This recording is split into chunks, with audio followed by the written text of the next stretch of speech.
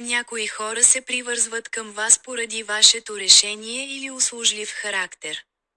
Това пристрастяващо поведение ви кара да се чувствате желани. В същото време той е отклонил вътрешния ви фокус. За да не разпознаете вътрешния си проблем, трябва да промените приоритетите на живота си, за да включите духовно и емоционално здраве.